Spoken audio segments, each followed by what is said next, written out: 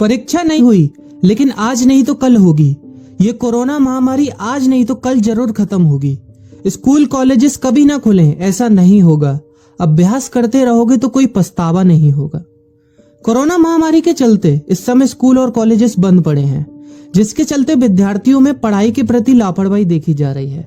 इसी को देखते हुए मुंबई के एक स्कूल में हमारे पुराणों में लिखित एक कहानी सुनाई गई और विद्यार्थियों को इस कहानी के जरिए एक मैसेज दिया गया, एक सलाह दी गई। कहानी ये थी कि एक बार भगवान इंद्र किसानों से नाराज हो गए और उन्होंने घोषणा कर दी कि 12 साल तक बारिश नहीं होगी, आप फसलों को नहीं उगा पाएंगे। भगवान इंद्र से किसानों ने विनम्रता पूर्वक विनती की। किसानों की विनती को देखते हुए इंद्र ने बड़ी चालाकी से बारिश न होने का सारा श्रेय भगवान शिव के ऊपर डाल दिया और कहा कि बारिश तभी संभव है जब भगवान शिव अपना डमरू बजाएंगे। लेकिन इंद्रदेव भगवान शिव के साथ पहले ही गुप्त रूप से चर्चा कर चुके थे और उनसे किसानों के साथ सहमत नहीं होने के लिए भी अनुरोध कर चुके थे। जब किसान भगवान शिव के पास बारिश के लिए विनती करने के लिए गए तो उन्होंने भी कह दिया कि बारिश तभी होगी जब मैं 12 साल बाद अपना डमरू बजाऊंगा। निराश होकर वापस लौटते किसानों ने 12 साल तक इंतजार करने का फैसला किया। लेकिन उनमें से एक किसान वापस लौटकर नियमित रूप से अपना काम कर रहा था, खेती कर रहा था, यहाँ तक कि बीज भी बो रहा था। अन्य किसानों ने यह देखकर उस किसान का मजाक उड़ाना चालू कर दिया। कुछ किसानों ने उससे पूछा भी कि आप अपना समय और ऊर्जा क्यों बर्बाद कर रहे हैं, जबकि आप जानते हैं कि 12 साल तक बारिश नहीं होने वाली। उस किसान ने जवाब दिया कि मुझे पता है कि बारिश के बिना मेरी फसल नहीं आएगी, लेकिन मैं ये सब केवल अभ्यास के रूप में कर रहा हूँ। 12 साल बाद मैं फसलों को उगाने और खेतों में काम करने की प्रतिक्रिया को भूल जाऊंगा। शरीर की काम करने की आदत छूट जाएगी और शरीर आलस का शिकार हो जाएगा।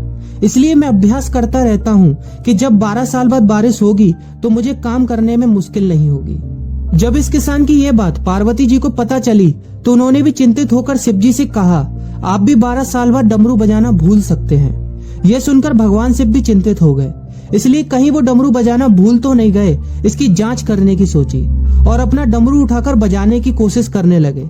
कोशिश करते हुए जैसे ही डमरू से आवाज आई वैसी बारिश होने लगी और जो किसान नियमित रूप से अपना काम कर रहा था उस किसान का खेत फसलों से हरा भरा हो गया।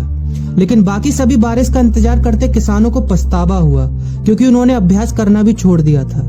इसी तरह 2 सप्ताह बाद, 2 महीने बाद या 2 साल बाद लॉकडाउन समाप्त हो जाएगा।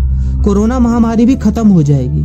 इसे घूरने या इस महामारी के खत्म होने तक का इंतजार करने से बेहतर है कि आप जिस कक्षा में हैं या जिस अगली कक्षा में जाने वाले हैं उसका अध्ययन करें। पुस्तकों का अध्ययन करके अपने कौशल को तेज करें। आपके पास जो ज्ञान है उसे और बढ़ाएं। इस समय का इस्तेमाल करें और ये सोचें कि आप और भी बेहतर कैसे कर सकते हैं, क्योंकि डमरू कभी भी बच सकता है। इसलिए अभ्यास करते रहें। अभ्यास ही गुणवत्ता का सार है। अभ्यास ही है जो आपको किसी भी क्षेत्र में पूर्ण बनाता है। अगर आप अपनी पढ़ाई के प्रति लापरवाही छोड़कर अभ्यास करते रहेंगे तो जब काम करने का समय आएगा, जब भी परीक्षा देने का समय आएगा, तो आप हर चुनौती और अपने हर क्वेश्चन का जवाब देने के लिए तैयार रहेंगे।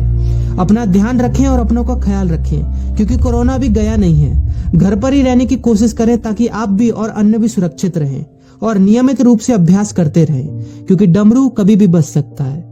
वीडियो अच्छी लगी हो तो वीडियो को लाइक और अपने फ्रेंड्स के साथ शेयर करना मत भूलिएगा। और अगर आप एक पेरेंट हैं तो आप भी अपने बच्चों के साथ इस वीडियो को शेयर करना मत भूलिएगा।